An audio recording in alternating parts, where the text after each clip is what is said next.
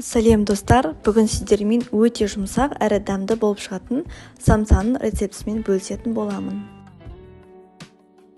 Ең алдымен ыдысымызға ұнымызды салып, оның үстінен разрыхитель қосып, және де тұзымызды салып, барлығын жақсылап араластырып аламыз.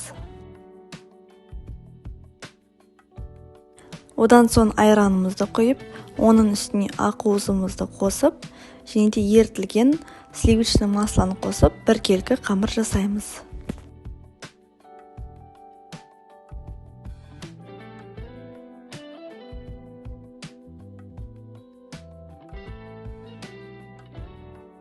Дайын болған қамырымызды 10-15 минутке пакетке салып қойып қоямыз. Енді салмасына кірісеміз. Ең алдымен петрушканы алып, ұсақтап турап шығамыз. Одан соң пиязды да дәл осылай турап шығамыз.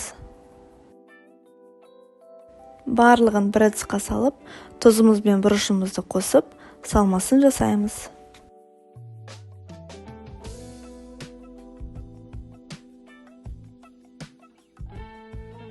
Қамырымызды 2-3 бөлікке бөліп, жұп-жұқа қылып, жайып шығамыз.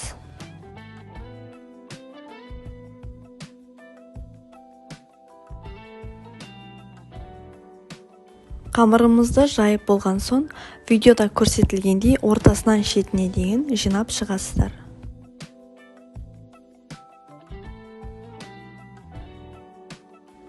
Ортасына осылай салмасын салып, жақсылап түйіп шығамыз.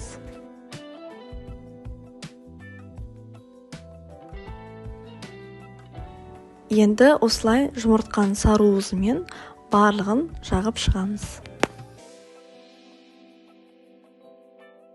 Және де әдемілік үшін кунжутпен осылай сеуіп шықсаңыздар болады.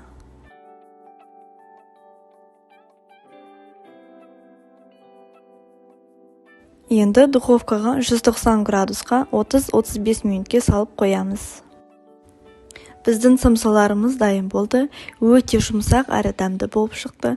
Достар, маған подписаться етіп, лайк, комментарий жазуды ұмытпаңыздар.